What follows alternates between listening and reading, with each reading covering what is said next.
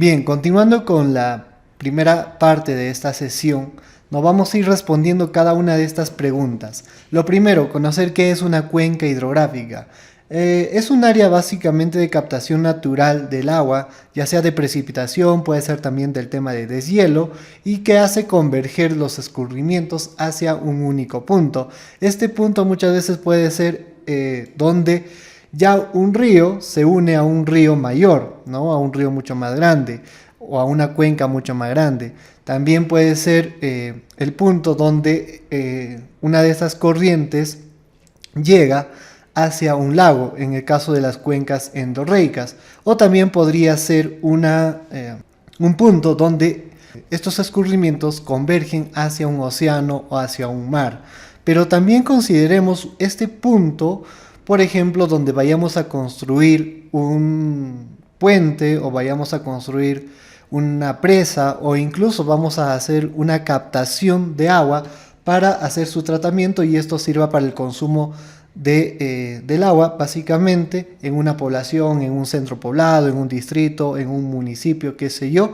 Entonces ese punto también va a ser nuestro interés. A partir de ahí, entonces lo que vamos a tratar de ver con la delimitación pues es buscar todo el área, ¿no? Donde se va a hacer esa concentración, ¿no? Van a converger todos los escurrimientos hacia ese único punto. Ahora, cuando hablamos de cuenca, también tenemos como un sistema integrado por varias subcuencas o microcuencas. Y claro, una subcuenca es un conjunto de microcuencas que drenan a un solo cauce con caudal fluctuante pero permanente. También tenemos muchas veces que conocer el tema de las microcuencas. Una microcuenca es toda área en la que su drenaje va a dar al cauce principal de una subcuenca. Es decir, que una subcuenca está dividida en varias microcuencas. Entonces, parte de esto lo vamos a entender, por ejemplo, cuando hagamos la codificación de las cuencas, ¿no? Y basarnos en las unidades hidrográficas que existen a nivel del, por ejemplo, Sudamérica. Y claro, por otro lado tenemos que conocer sobre las quebradas. La quebrada es toda área que desarrolla su drenaje directamente a la corriente principal de una microcuenca, ¿sí? Entonces, teniendo estos conceptos un poco más claros, también hay que conocer algunas funciones que cumplen las cuencas. Algunas funciones ambientales, por ejemplo, constituyen sumideros de CO2, ¿no? Albergan bancos de germoplasma, regula la recarga hídrica y los ciclos biogeoquímicos, conserva la biodiversidad, mantiene la integridad y la diversidad de los suelos. También tiene funciones hidrológicas como captación de agua de las diferentes fuentes de precipitación para formar escurrimientos de manantiales, ríos y arroyos, e incluso puntos donde nosotros de estos ríos o estos arroyos podemos hacer una captación para consumo humano. Almacenamiento de agua en sus diferentes formas, puede ser hielo, en líquida, ¿no? Básicamente. Y tiempos de duración, pues si por ejemplo estamos hablando de una cuenca que tiene montañas y todo el territorio, y hay una parte en la cuenca alta, ¿no? Donde se tiene el tema de los nevados, entonces estaríamos almacenando el agua en una forma sólida, en este caso, y con una duración de tiempo mayor. Descarga de agua como escurrimiento, también es una de las funciones hidrológicas y claro, a la vez tiene otras funciones socioeconómicas, por ejemplo, suministra recursos naturales para el desarrollo de actividades productivas que dan sustento a la población, provee de un espacio para el desarrollo social y cultural de la sociedad. Muchas veces una cuenca también se puede convertir en un lugar turístico.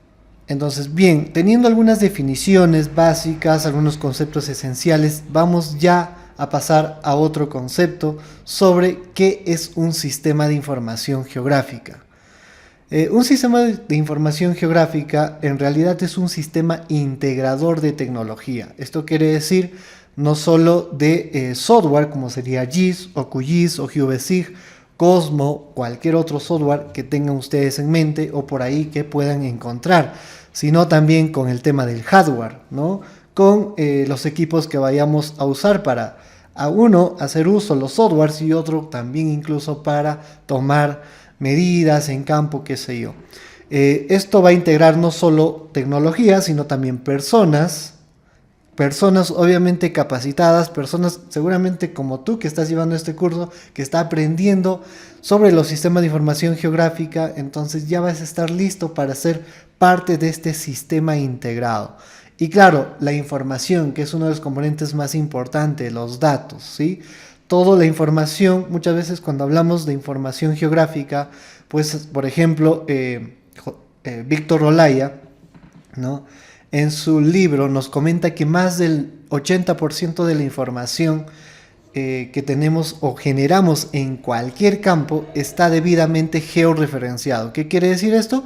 Que todo sucede en algún lugar, ¿cierto? Si por ejemplo hoy estamos dando un curso, tú estás en tu casa, se está dando un hecho de que estás aprendiendo algo, pero se está dando en un lugar específico, probablemente en tu casa, probablemente en el trabajo, probablemente mientras estás viajando en el bus, estás viendo este curso en tu celular, ¿no? Pero está sucediendo en algún punto.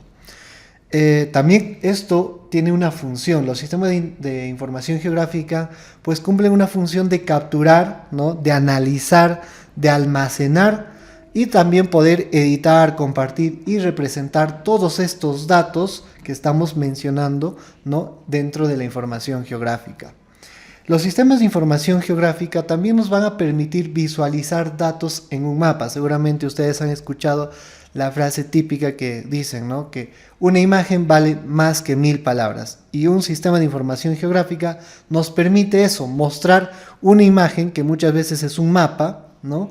Y que se habla pues hoy en día de mapas inteligentes, que quiere decir que son interactivos, que hace que el usuario o la persona que visualice el mapa que tú hayas realizado o que tú estás viendo un mapa, entiendas qué es lo que te quiere comunicar. Es un medio de comunicación muy fuerte hoy en día que podemos usar no solo en las áreas de ingeniería, no solo en las áreas de arquitectura, sino en las áreas de sociología, antropología, en realidad en todas las ciencias. Vamos a conceptualizar hoy en día los sistemas de información geográfica, ya hemos estado viendo un poquito de esto, ¿no? Les decía que antes pues se mencionaba, se tenía en cuenta 5 componentes únicamente. Eran datos, hardware, software, procedimientos y recurso humano. Actualmente se habla de un concepto algo más distinto, mucho más evolucionado, donde ya se considera dato, análisis, visualización, tecnología y organización. Obviamente los datos siguen siendo uno de los componentes más importantes, pero se ha incorporado a esto, por ejemplo, el tema de analizar esos datos. Al fin y al cabo, los análisis los vamos a realizar con un software probablemente y con la interpretación que nosotros vayamos a dar a estos datos. Vamos a poderlos visualizar mediante mapas y vamos a usar tecnología, el software, el hardware, ¿no? Dentro de ello. Además, todo lo que podamos hacer uso dentro de un sistema de información geográfica. Y claro, tiene que ser debidamente organizado con unos procedimientos que tienen que seguir básicamente un recurso humano, ¿sí? Entonces tenemos que seguir algunos procedimientos más, por ejemplo, en este tema de delimitación de cuencas, pues vamos a tener que seguir todo un procedimiento para, ¿no? Llegar al resultado que nosotros deseamos. Bien, nos vemos en el siguiente video ya conociendo un poquito más de qué se puede hacer con un GIS y conociendo también sobre los modelos de elevación digital y ArcGIS. Saludos.